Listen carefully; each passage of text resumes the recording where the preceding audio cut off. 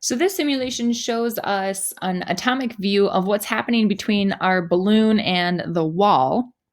So to start, here's our balloon. It is currently neutral, which means the atom and the balloon are neutral, so they have equal amounts of protons and electrons. Same thing with the atoms that make up the wall here. And what's cool about this is that it shows like each individual atom. Keep in mind it is not to scale. Okay, atoms are not this big. However, let's take a close look. We've got our positive nucleus in the middle that would contain our protons and our neutrons. And then we see the red cloud surrounding it, which represents our electron cloud, the locations where our electrons could be. So the wall right now is also neutral. Okay, everything in this environment is neutral. The balloon, the wall, nothing is charged. Now, if I charge the balloon though, we want to make specific observations of what happens to the atoms in the wall.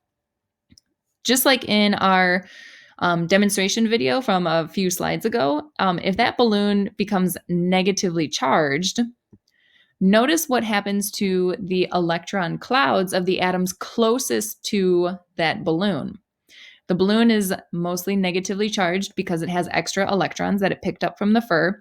The atoms that are closest to that balloon, like these three right here, even the fourth one down here and the fourth one up there, these guys, notice their electron clouds have shifted away from the balloon. Remember, we said the reason why is because those negatively charged electrons are repelling the negative charges from the balloon.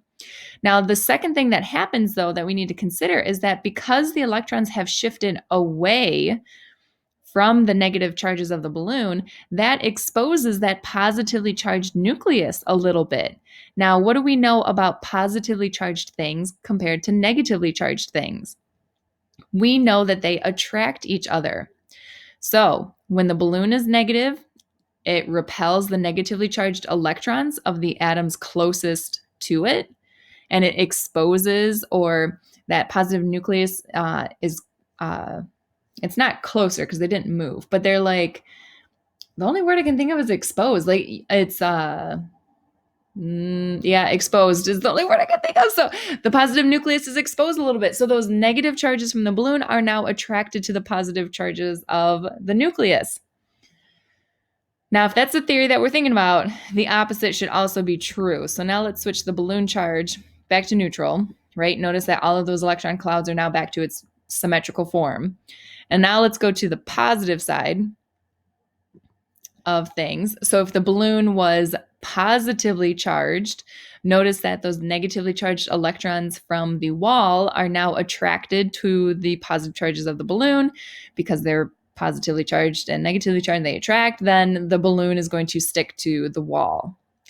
Now let's go back to the negative side and let's just rehash that one more time because it was kind of messy earlier. When the balloon is negatively charged, it is going to repel the negatively charged electrons of the atoms in the wall. That also means that the positive nucleus is exposed a little bit, and so the negative charges of the balloon are attracted to the positive nucleus, and the balloon will stick to the wall. All right, that's what's happening when we say, how can a balloon stick to a wall?